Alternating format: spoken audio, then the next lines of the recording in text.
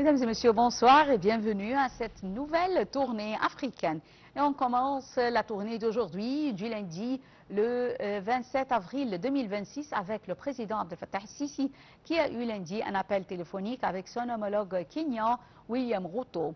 Au cours de cet entretien, le chef de l'État a souligné l'importance de renforcer les relations bilatérales dans divers domaines d'intérêt commun. L'échange a porté également sur l'avancement des relations bilatérales ainsi que nombre de questions régionales d'intérêt commun, notamment les derniers développements de la situation au Soudan. Les deux présidents ont également passé en revue la question de l'eau du Nil et les possibilités de coopération entre les pays du bassin du Nil. L'Égypte a condamné les attaques terroristes perpétrées au Mali qui ont coûté la vie au ministre malien de la Défense et qui ont fait plusieurs autres victimes. À cet égard, le ministère des Affaires étrangères a exprimé dans un communiqué publié lundi la pleine solidarité du Caire avec le peuple et le gouvernement malien face à ces actes qui pourraient porter atteinte à la sécurité et à la stabilité du Mali.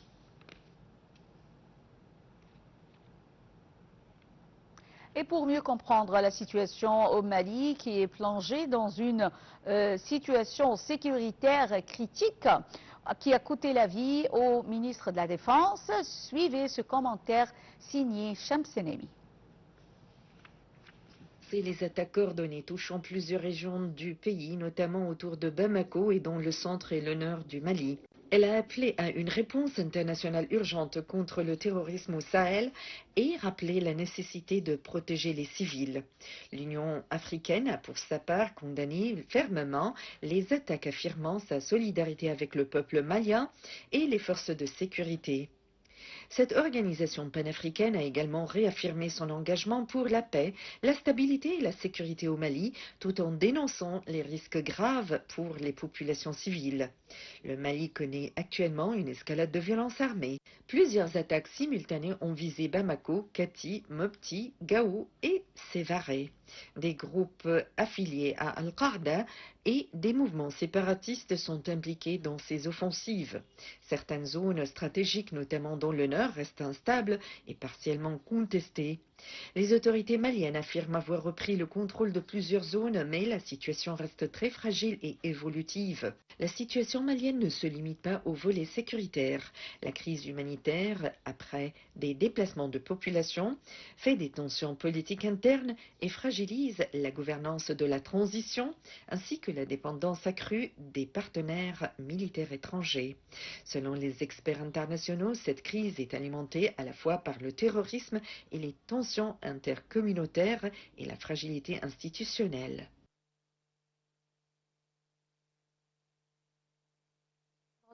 De sa stratégie de développement économique, l'Égypte a accéléré la modernisation de ses infrastructures portuaires afin de devenir un centre logistique mondial reliant l'Afrique, l'Europe et l'Asie. Le projet de la station polyvalente Safaga 2, située sur la mer Rouge, constitue l'un des piliers majeurs de cette transformation. Les détails avec Shamsenemi. La station Safaga 2 est implantée dans le port de Safaga sur une superficie d'environ 776 000 m², avec un quai d'une longueur de 1100 mètres et une profondeur de 17 mètres, permettant ainsi l'accueil de grands navires commerciaux. Le projet s'inscrit dans le cadre du développement du port et du grand port de Safaga, selon une vision nationale visant à renforcer les capacités logistiques du pays. Grâce à sa position géographique stratégique entre la mer Rouge et les routes commerciales mondiales, Safaga 2 renforce les échanges commerciaux internationaux et le transit maritime ainsi que la connectivité entre l'Afrique et l'Asie. La station est conçue pour une haute performance logistique d'une capacité estimée jusqu'à 2 millions de conteneurs par an. Des grues géantes et équipements automatisés ont déjà été installés afin d'optimiser la gestion des opérations portuaires. Safaga 2 joue un rôle central dans le développement du sud égyptien. Elle doit permettre notamment la valorisation des ressources minières, notamment dans la région du Triangle d'Or, le soutien aux exportations et les importations, la création de nouvelles zones industrielles et logistiques et le désengorgement des réseaux routiers grâce au transport ferroviaire. Le projet s'inscrit dans le corridor logistique intégré Safak-Qina Abu Tartour qui relie les ports maritimes, les zones industrielles et les zones minières.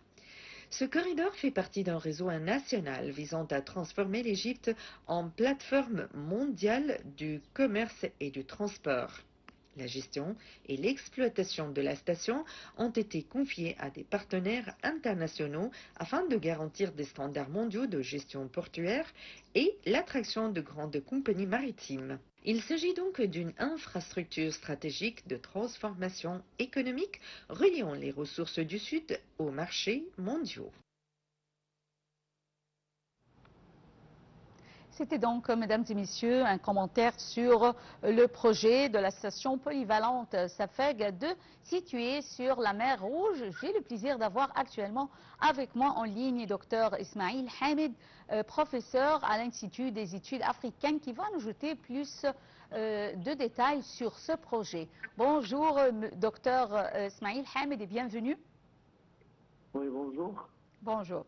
Alors, tout d'abord, pourquoi l'Égypte, ou plutôt pourquoi les infrastructures portuaires sont-elles actuellement une des priorités de l'État?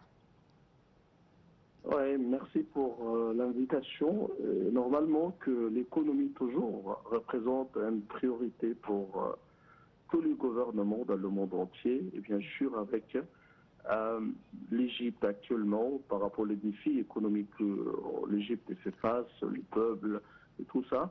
Et bien sûr, on a besoin de faire du développement, de faire de progrès économiques pour aussi découvrir beaucoup de sources économiques pour financer, pour fournir l'économie égyptienne avec des grands projets comme le projet de Safag 2 pour faire un port international, soit pour servir l'économie nationale pour l'Égypte, la revenu pour l'Égypte et tout ça, et aussi avec notre valeur et importance régionale et internationale, aussi avec les autres pays à côté, là aussi pour servir le commerce, passant par la mer Rouge, par le canal de Suez, et aussi par rapport aux relations latérales économiques avec l'Arabie Saoudite, par exemple, comme une sorte de coopération avec les ports d'Égypte qui est donc sur la mer Rouge, avec aussi le port de l'Arabie Saoudite qui est donc sur la mer Rouge.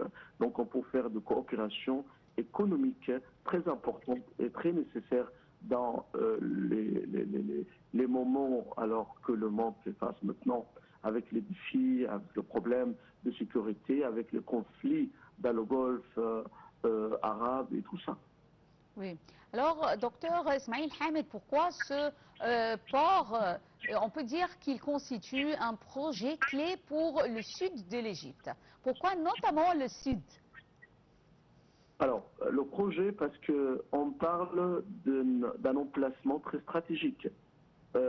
Safaga, c'est un ancien port très connu pour l'Égypte, même depuis l'époque pharaonique, à l'époque islamique aussi. À l'époque moderne, on a besoin de développer le port de Safaga. Et aussi, on a beaucoup de ports qui sont sur la mer Rouge. On a le port du Suez, on a le port aussi Marsa Alam, on a des ports aussi Izab, ça c'est un ancien port qui date de la période médiévale. Et donc aussi par rapport à la valeur économique stratégique pour cette partie-là, par rapport au désert Est, on a beaucoup de mines d'or là-bas. On a le mine d'or qui est très connu, la Sokari. On a aussi beaucoup d'autres choses, même qui étaient exploitées de l'époque des pharaons. On a aussi à Tartour, pas loin, donc où il y a le phosphate. Donc il y a beaucoup de choses, beaucoup de possibilités, et qu'on peut bien profiter de tout ça pour développer l'économie égyptienne. Et aussi, comme déjà dit, qu'il y a des problèmes dans le Golfe arabe, donc la mer Rouge devient toujours un passage maritime très important pour résoudre beaucoup de problèmes et faciliter beaucoup de défis, aux solutions très importantes pour tout ça, parce qu'on n'est pas loin du canal de Suez. Donc, si on va développer la zone là où il y a le port de Safaga, donc on peut profiter par rapport aux sources naturelles qui se trouvent là-bas. Nous avons un passage maritime très important vers la mer Rouge. On peut tourner vers le golfe de Suez et par le canal de Suez, par Alexandrie, comme ça. Donc on parle d'un port logistique très important par rapport au niveau national pour l'Égypte. Et au niveau régional, si on fait une coopération avec les ports de l'autre côté de la mer Rouge, avec l'Arabie Saoudite, où il y a Yanbu, où il y a Jeddah, où il y a beaucoup là-bas, et aussi avec la ville de Nyon de l'Arabie Saoudite, c'est une ville très moderne, c'est avec aussi un projet très important adapté par le gouvernement de l'Arabie Saoudite. Donc Safaga, pour bien servir tout ça, et aussi pour transporter le pétrole qui vient depuis le Golfe, avec aussi le problème de l'étroit de Hormuz. Donc on peut utiliser les territoires de l'Arabie Saoudite et par le port de l'Arabie Saoudite et passant par le port de l'Égypte vers le canal de Suez. Donc c'est un projet avec beaucoup d'ambition et aussi ça peut résoudre beaucoup de problèmes parce que comme on connaît que l'étroit du Hormuz là qui contrôle à peu près 20% du pétrole comme ça. Donc c'est important de trouver d'autres alternatives. Et aussi avec le défi qui se trouve dans l'étroit de Bab el-Mandab, c'est aussi un autre problème avec le conflit là-bas et aussi l'intervention israélienne avec Somaliland et tout ça, il y a beaucoup de défis. Donc il faut utiliser les ports de la mer Rouge. Vous voulez dire que ça serait une nouvelle opportunité? C'est ça, bien sûr, oui. Alors, on peut dire comment la position géographique de l'Égypte renforce-t-elle sa position logistique et surtout ici, je parle en Afrique? Bien sûr, l'Égypte est considérée par rapport à sa position géographique. L'Égypte occupe le nord-est de l'Afrique. Donc, nord-est. L'Égypte domine un grand côte de la mer Rouge. Ça, c'est plus de 1000 km de long.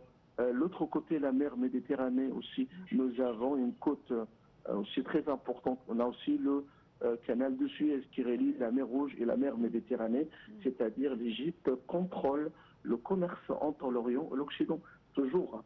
Et comment là, le commerce qui vient de Chine, de l'Inde, de Japon, de la Corée, de Sud, les pays très développés économiquement, on les appelle comme les tigres asiatiques, comment ils peuvent passer vers l'Occident, alors vers la mer Rouge ou par la mer Rouge, par le canal de Suez, ça c'est vers l'Occident, vers l'Europe, vers tout ça. Donc l'Égypte se trouve dans le cœur du monde et ça c'est à travers l'histoire toujours. L'Égypte est une destination commerciale, économique très importante et toujours, même si on rappelle la parole de Napoléon Bonaparte quand il a déjà parlé avant de venir en Égypte en 1598, donnez-moi la position géographique pour l'Égypte et je contrôle le commerce pour le monde entier. Ça c'est une chose, ça c'est un don de Dieu, un don naturel que Dieu il a donné la valeur pour l'Égypte pour être la porte de l'Afrique vers le monde entièrement, vers l'Asie, vers l'Europe et tout ça, et aussi un passage pour le commerce qui vient des autres pays de dehors de l'Afrique vers l'Afrique. Et aussi le projet de faire aussi la route commerciale de l'Égypte à Cape Town, au sud d'Afrique. Afrique du Sud, oui. Une chose très importante pour le développement de l'Égypte et aussi pour le développement de pays africains et les marchés africains. Car il relie le Sud avec le Nord. Oui. Alors, je tiens à remercier infiniment Dr Ismail Hamid, professeur à l'Institut des études africaines. Merci d'avoir été avec nous en ligne et on enchaîne avec la Tanzanie. Alors, l'Afrique de l'Est est la seule région du continent à ne disposer d'aucune raffinerie opérationnelle. Avec son projet à Tanga, Aliko Dangote veut y remédier en appelant les gouvernements à s'engager pour convaincre les investisseurs internationaux. Plus de détails dans ce commentaire signé Shamsenel. Selon plusieurs sources récentes, ce projet s'inscrit dans une dynamique régionale portée par plusieurs États d'Afrique de l'Est qui souhaitent réduire leur dépendance aux importations de carburants raffinés. La raffinerie pourrait être implantée dans la zone de Tanga en Tanzanie et fonctionner comme une infrastructure régionale destinée à approvisionner plusieurs pays voisins. Aliko Dangote, déjà responsable de la raffinerie de Lekki au Nigeria, capacité de 650 000 de barils par jour, serait prêt à piloter ce projet si les gouvernements de la région valident l'initiative et mettent en place un cadre de coopération solide. Son implication est perçue comme un levier majeur pour accélérer l'industrialisation énergétique du continent grâce à son expérience dans la construction et la gestion de très grandes infrastructures pétrolières. Le projet est discuté entre plusieurs dirigeants africains, notamment le Kenya, l'Ouganda et la Tanzanie, qui envisagent une raffinerie commune régionale. L'objectif est de créer une capacité locale de raffinage afin de stabiliser les prix du carburant et sécuriser l'approvisionnement énergétique. Les enjeux persistent avec la réduction de la dépendance aux importations de carburant, la création d'emplois industriels, le renforcement de l'intégration économique régionale et la stabilisation du marché énergétique en Afrique de l'Est. Le projet de méga raffinerie en Tanzanie, encore en phase de discussion, illustre l'ambition croissante d'Aliko Dangote de devenir un acteur central de l'énergie en Afrique. S'il se concrétise, il pourrait transformer durablement la carte énergétique du continent, en particulier en Afrique de l'Est. Une nouvelle station d'importation de gaz naturel liquéfié GNL en Afrique de l'Ouest entrera en service à Dakar l'année prochaine. Ce projet stratégique de la région vise à renforcer la sécurité énergétique de la région en améliorant l'approvisionnement en électricité et en soutenant le développement industriel. Il s'inscrit dans une dynamique de diversification des sources d'énergie et de renforcement de la coopération énergétique régionale.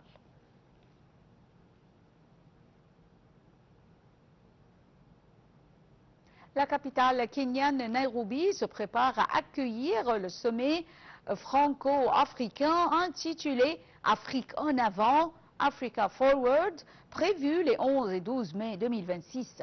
Cet événement majeur est organisé conjointement par le Kenya et la France et s'annonce comme un rendez-vous stratégique pour l'avenir des relations entre les deux parties.